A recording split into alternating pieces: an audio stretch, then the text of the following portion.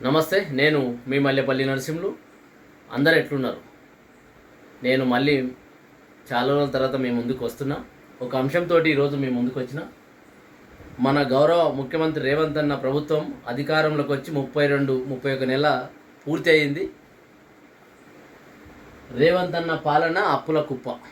ఈ అంశంతో నేను మీ ముందుకు వచ్చిన ఈరోజు. మిత్రులారా, ఈ ప్రభుత్వం కాంగ్రెస్ ప్రభుత్వం అధికారంలోకి రాగానే ఫస్ట్ మొదటి ఆయుధం శ్వేతపత్రంతో గత ప్రభుత్వం కేసీఆర్ గారి మీద బట్టగాల్చి మీన వాడేసే ప్రయత్నం చేసిర్రు. ప్రతి రూపాయి కేసీఆర్ గారు అప్పుల కుప్ప చేసిండు తెలంగాణను. మేము ఒక అప్పులు మాత్రం చెయ్యమని చెప్పేసి ప్రతి రూపాయి ఖర్చు పెట్టే ప్రతి రూపాయికి శ్వేతపత్ర రూపంలో ప్రజలకు మేము క్లుప్తంగా చెప్తామని చెప్పిర్రు. 31-32 నెలలు కంప్లీట్ అవుతున్నది. ఒక్క శ్వేతపత్రము ఇప్పటి వరకు ఇవ్వలేదు. అది పక్కకి పెడదాం. రేవంత్ అన్న పాలన అప్పుల కుప్ప. చూడండి, కేసీఆర్ గారు గత పాలనలో ఏం చేసిండు, అప్పులు ఎంత చేసిండు. ఈ ప్రభుత్వం రేవంత్ అన్న ప్రభుత్వం అప్పులు ఎంత చేసిండు మీకు చెప్పే ప్రయత్నం చేస్తాను నేను. వినండి మిత్రులారా.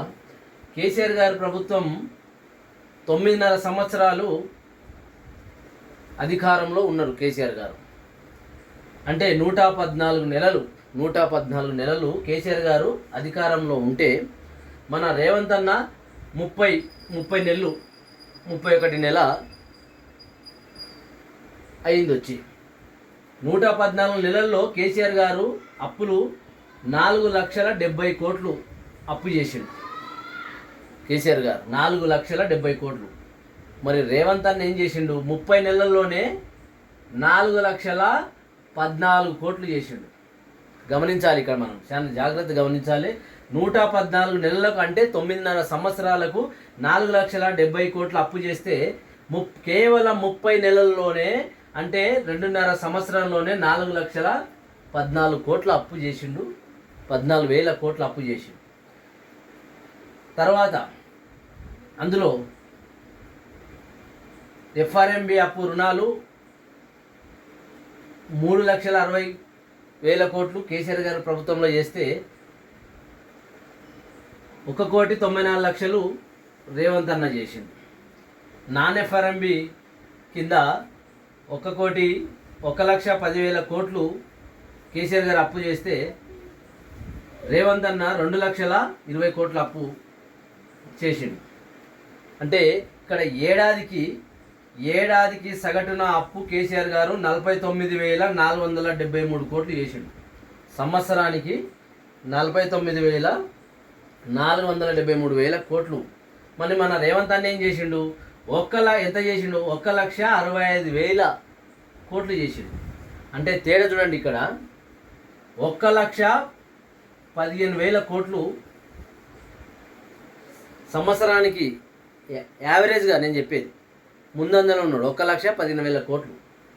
నెలకు అప్పు సగటున అప్పు 4,122 కేసీఆర్ గారు తీసుకొస్తే మన రేవంత్ అన్న ఏం చేసిండు, 13,750 సగటున నెలకు తీసుకొస్తున్నాడు. తేడా ఎంత ముందంజలో అప్పు తీసుకురావడంలో రేవంత్ అన్న అంటే 9,628 నెలకు అప్పు తీసుకురావడంలో ముందంజలో. మేము అప్పే చేయమన్నారు.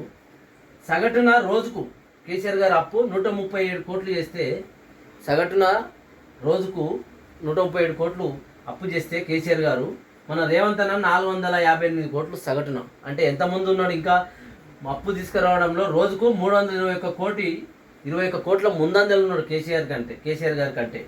సగటున ఒక గంటకు కేసీఆర్ గారు అప్పు 5.7 అంటే 6 కోట్లు చేస్తే సగటున అప్పు రేవంత్ అన్న ఒక గంటకు 19 కోట్లు చేస్తున్నావు.